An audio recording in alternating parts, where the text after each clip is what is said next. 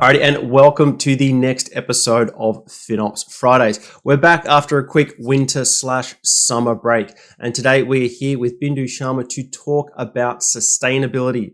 When we think about FinOps, we typically think we're pretty much the new kid on the block, especially when comparing ourselves to disciplines such as security and operations. But sustainability is probably even a little bit younger than us. So we want to talk about that a little bit with Bindu.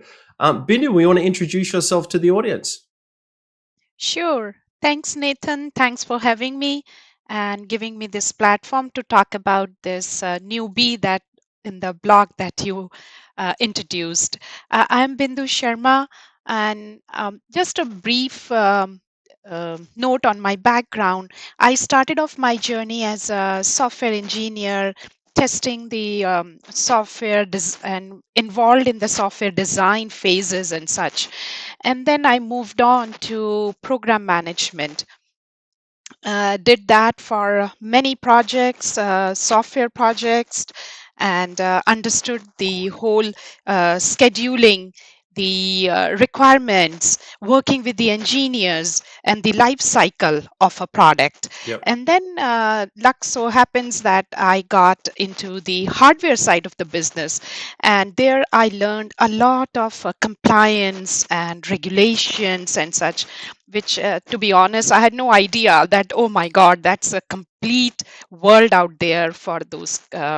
Regulations and such. So why I'm saying all that, because that actually build up the whole my you know knowledge or understanding of requirement gathering, understanding the life cycle of a product, understanding the regulations.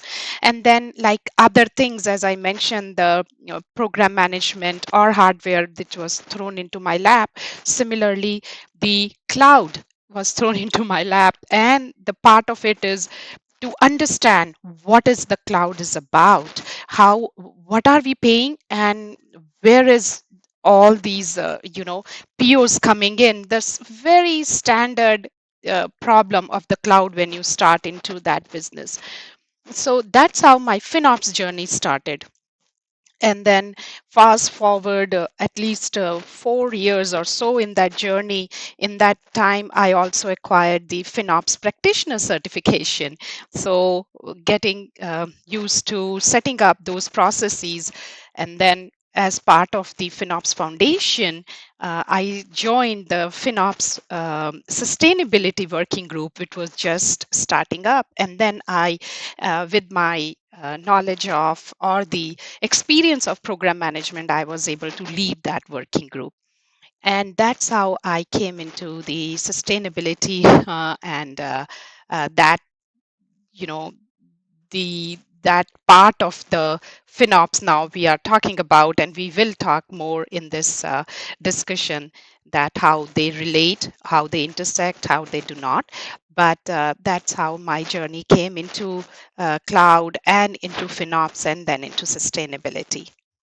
Awesome. Interesting journey, like a good wide breadth of roles and experience as well, which is always interesting. That's one thing we find, like, how do people get into FinOps? There's no definitive career path, or there's no, you need to XYZ starters, this sort of role and progress through. All right, we'll get into it. So probably the biggest question I really want to ask and help the audience understand when we talk about, what exactly is sustainability. When I hear that word at home, I'm a solar power nut, battery, all that sort of stuff. When somebody mentions sustainability to me, I typically think renewable energy, green power, recycling. Is that sort of correct when we talk about sustainability in the cloud FinOps IT space? What exactly are we talking about sustainability? Is that part of it, or that sort of like the more home version of it? What do we mean by sustainability? So I think in your question, you have answered most of the answers to your question itself. Yes, renewable energy, yes. Recycling, yes. And the cloud sustainability is part of it. Renewable energy, you want to, you should be using renewable energy to stay sustainable in the cloud. The recycling, it pertains to, in terms of IT, how do we get rid of our end of life hardware components? how sustainable we are in terms of when we get, dispose them. And for cloud sustainability, it's more of, let's think of it as an application. Any application that you're using, when you're developing, what design principles are you keeping in mind to make sure that it is using as much as less carbon it can, right? The carbon emission is the main goal there. And similarly, down the stream, whom you're selling your software to be, then how are they using your software? So our job or our responsibility does not stop at that, oh, when we developed, we were very mindful of carbon emissions, how much of our application is utilizing carbon or emitting carbon, and how controlled it was. But at the same time, when it goes into the user's hands, does it stay that way? Does it Is it following the principle of sustainability? And that's just again one part of IT or cloud sustainability. But in all, cloud sustainability, IT sustainability is the part of whole sustainable climate that we want to establish for generations coming ahead. Excellent. So it is taking those generic sustainability and applying them throughout the IT, the software, the hardware, the data centers, everything, and just applying that. Okay, awesome, awesome. Like when we talk about data centers, we focus towards more on renewable energy, how the power that is coming in, the heating, the cooling, right? Just how much renewable energy are we using in data centers and such. Then the servers are fully loaded, right? So those kind of thing. And when we go towards the front end, which is the application developer, we think about how the application, is it are any of the resources that we are using are idle, underutilized? So being mindful of that. And is there any part, you mentioned things like energy, carbon, which is obviously data centers power. Is there any part of sustainability that we don't really need to worry about as part of the cloud IT, or is it really everything in terms of sustainability? There's parts of that in IT, or there is some parts of sustainability that we don't really need to worry about so much. Uh, you did in your introduction, you mentioned security. And anyone who is coming into cloud and they are taking any of the cloud courses or cloud computing courses and such, we always say, oh, security of the cloud is CSP's responsibility, but security in the cloud is the user or the, our responsibility as a customer, right? We know that distinction. Now, similarly, sustainability of the cloud, sustainability in the cloud. So that is one distinction which is, goes hand in hand. But to be a good citizen, we need to understand that uh, although as an application developer or as in an IT of any organization, we think that, oh, we'll make sure our resources are fully utilized, our carbon emission are to the lowest, and that's how we are taking care of, or that's how we are acknowledging the sustainability in the cloud, our cloud, and we are very efficient.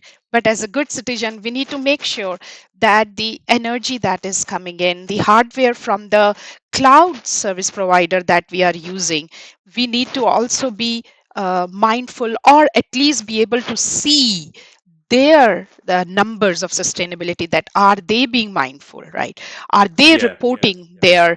their carbon emission data, and is the data correct?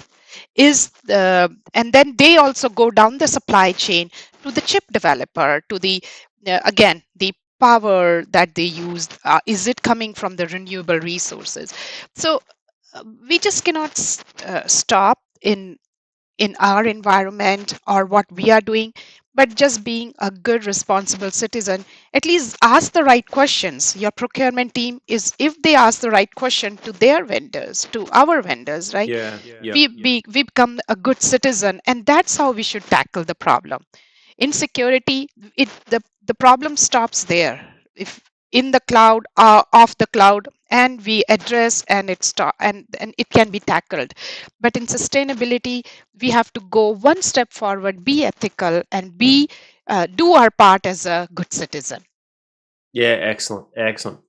Um, and the interesting thing is that sustainability and FinOps seem to be very, very close. That almost they're working very together. If sustainability isn't necessarily on its own or separate or paired with another framework. And that was one thing previously when we were doing the well-architected framework at AWS, that there was a lot of closeness between cost optimization, FinOps, and sustainability.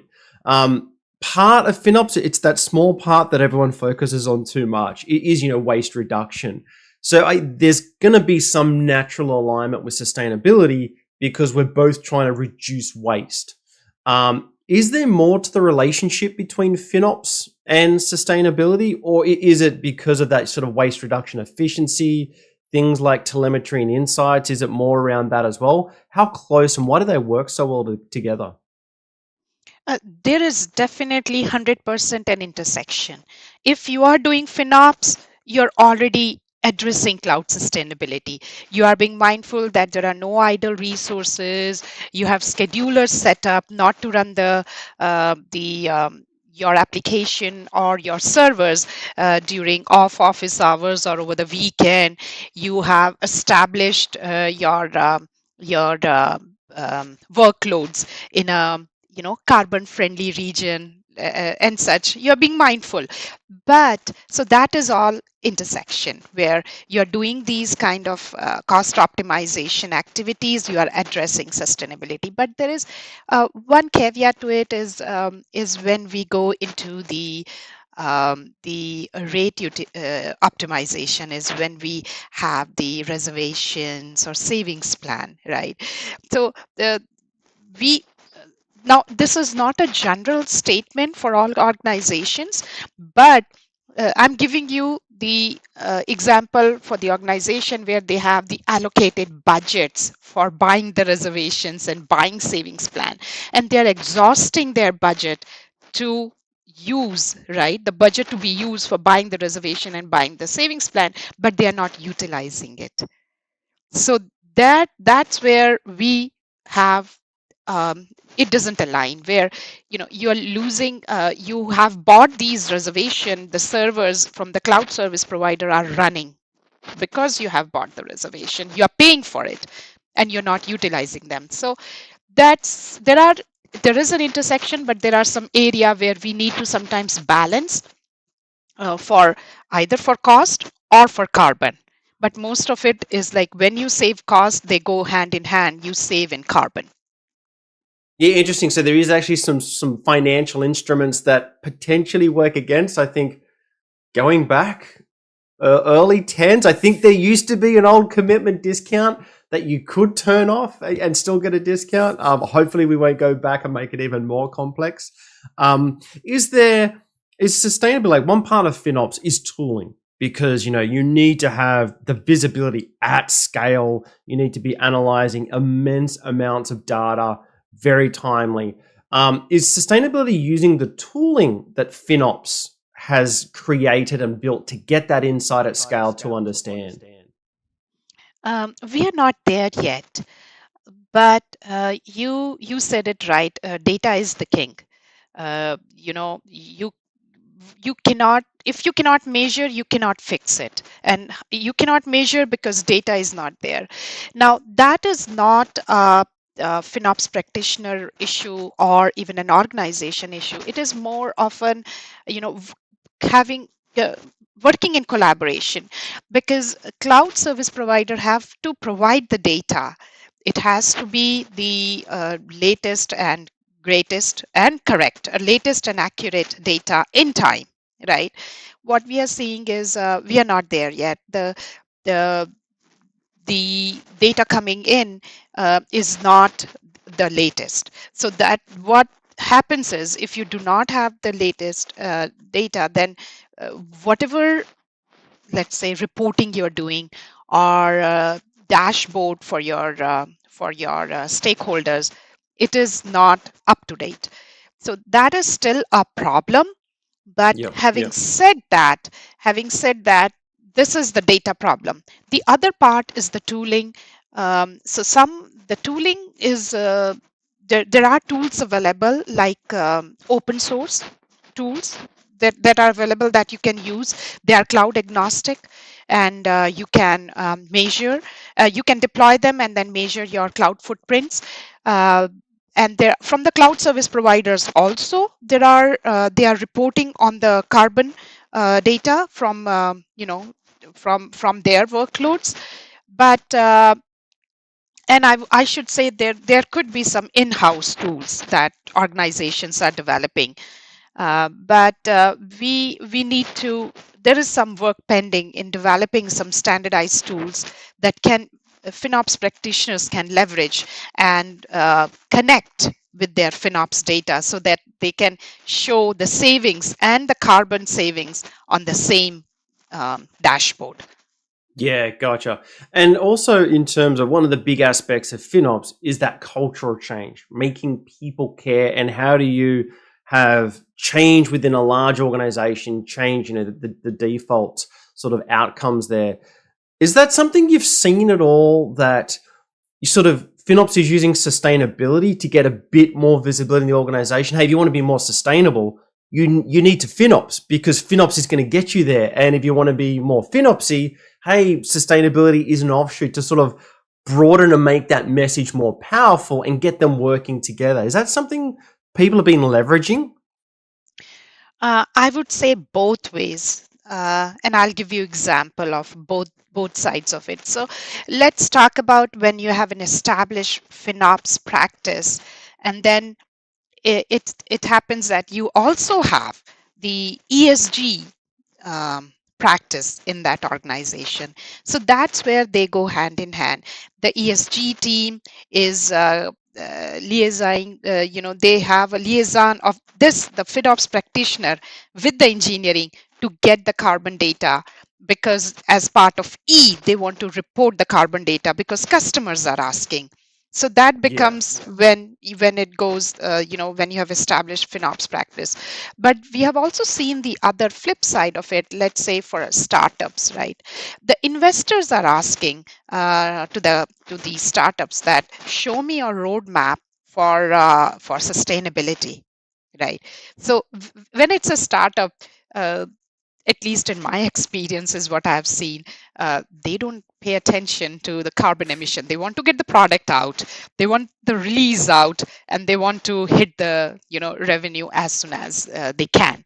But the investors are asking that show me your roadmap of sustainability before I can give you the next series of funding, or I can even if before you go to the next step. So that is the when sustainability becomes the driver. So we have seen both sides of the coin, if you may, that and that's why I'm saying they go hand in hand and they work very well together in that Yep. term.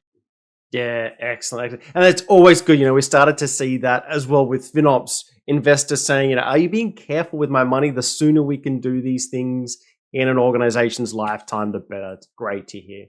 All right, so we're going to take a quick little break now. It is time for the speed round questions. This is where we ask our guest a series of interesting little questions to get to know them a little bit better. Bindu, are you ready for the short, sharp, quick questions? Okay, I better be. All righty. So, firstly, pineapple on pizza, yes or no? No. Beetroot, beetroot on burgers. Oh, yes. Especially grilled. Excellent. Are you a cat person or a dog person? Oh, please don't put me on the spot. Can I just take a pass on this one? Take a pass. Absolutely, absolutely. Red or white wine? Oh, red. Any day. I'm not a Excellent. white wine person. Beer or spirits? Spirits.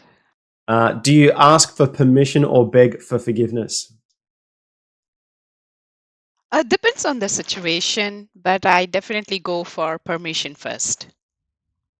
Your favorite movie, director, producer, genre? Favorite movie, I would say Titanic. Now, but do not combine those with the favorite director and producer genre. But I love Titanic. I can, see it many times. Then favorite director, I think I like whatever Steven Spielberg directs. Producers many, and genre is also. I think genre is mood based. It Yep. depends the time of the day, how my work day went or the work week went, that I want to, decompose myself accordingly. Yep. Tea or coffee? Coffee and black. Excellent. Your favorite TV series? Okay, Game of Thrones, and there was one more, the Yellowstone. Yeah, yeah. Your favorite song, or if you don't have a favorite song, favorite musician? Mm, favorite musician. I think I like Justin Timberlake. Your favorite food? mm, favorite food. I would say Italian. On a holiday, do you prefer to do activities and be active or relax and do nothing? Relax and do nothing. Do you prefer buildings and architecture or nature? Nature. What is your preferred superpower or supernatural ability? Mm. I would say superpower. I think I'm a very good host. That's my Your superpower. Yes, the way I set up the table, the way I set up the menu, and then the how the entertainment is set up, and so your favorite vacation location? I, I still have to visit certain places before I, uh, you know, compare. But I would say Norway. Do you prefer to text or talk? Talk. Do you have a childhood nickname that's appropriate for the show? Oh. Uh, I think it's not inappropriate, but I would not like to share because then. It's always an interesting one. And your proudest moment? My proudest moment.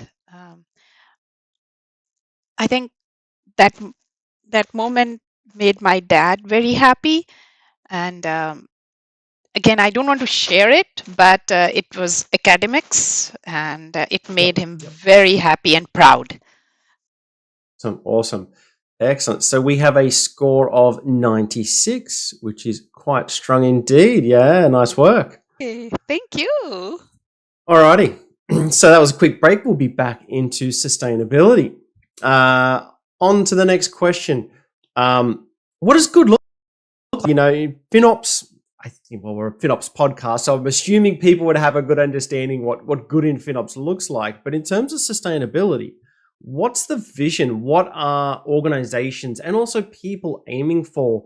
When we combine FinOps sustainability effectively, what do you start to see? What are those really big wins when you start to do FinOps and sustainability well? I think what good looks like is um, one thing is definitely you're doing the FinOps for cost optimization, cost control. If you can somehow bind it with the carbon emission data, that okay, this is how much we are saving the carbon with those. So that would be fantastic. Then setting up some good the what do you the processes in terms of educating the procurement team and making sure they are asking the right questions to the vendors, and they are well versed on that. So as a FinOps practitioner, as a sustainability um, architect, or as a sustainability practitioner, if you are able to tell them what questions to ask and make them independent going forward with the other vendors, and so that is the second one. And then collaborating with your ESG team, in if you have one in your organization, and if not, then working with your C-level executives and establishing one to be able to report. Instead of customer coming back, let's say, doesn't matter how many customers you have, but if one customer comes back and asks for it, instead of that, you be prepared and start publishing your carbon numbers, your energy numbers. And the last thing then I would get to is be able to then report it like some kind of dashboard. So for that, you need to be working with your cloud service provider to get the latest and accurate data from them, and should be able to ask the questions to them that show me your scope 1, 2, 3, right? All those the numbers for different carbon emission. So, but uh, in the end, uh, if you can do these things in parallel and get there somehow, I think you're already a winner. Yeah, awesome. Awesome. Alrighty, so that is it for part one of sustainability. So we're going to take a quick break here. If you've got any questions, you've got any feedback, always reach out to us, FinOps Fridays at appdio.com, and stay tuned for the next episode.